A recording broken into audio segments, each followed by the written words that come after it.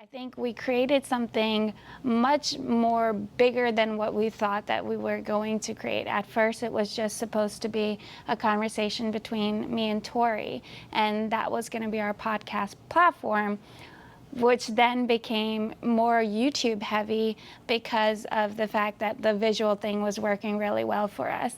And then we were like, why don't we talk to community members, because they're the people who are getting impacted by this.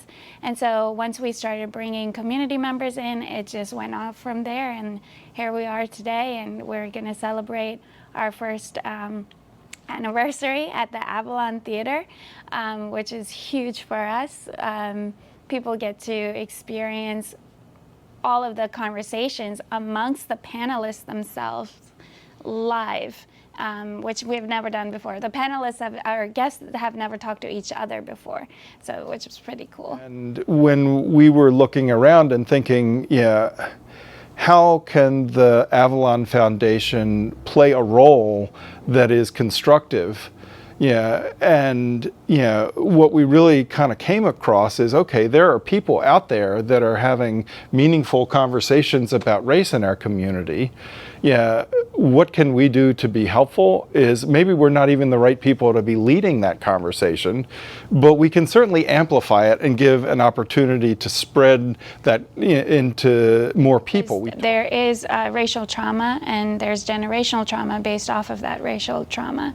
And so Avalon does signify a lot of that. And so the way that we're perceiving this to be a good step is, we're reclaiming the land, you know what I mean? Like, we're reclaiming what it means to be at the Avalon Theater, that we can take up space in the front row and like be on the stage and be a platform and be the people that are performing the show, and for the people that look like us, and not necessarily just for like white people. And we're gonna start off with just Tori and I talking about why we started and what it entailed to become the race thing. And then we're gonna have our panelists talk about certain things that they've experienced within the community since we've interviewed them. And then we go right into Marley, and Marley is going to perform. Marley, by the way, is an amazing, amazing musician.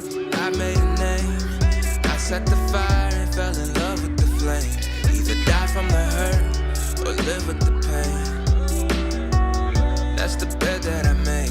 I was just going to say, I think like if we really focused on not being at the Avalon Theater just because of the fact of the history, not just because of the fact of the history, we wouldn't be able to be on any of the land that's around here. And so I think the point now is to reclaim and to just say we acknowledge it, we address it, we're actively working towards being anti-racist, and the way we could do that is by providing the same land as platforms for people of color and not just running away from it. That's all.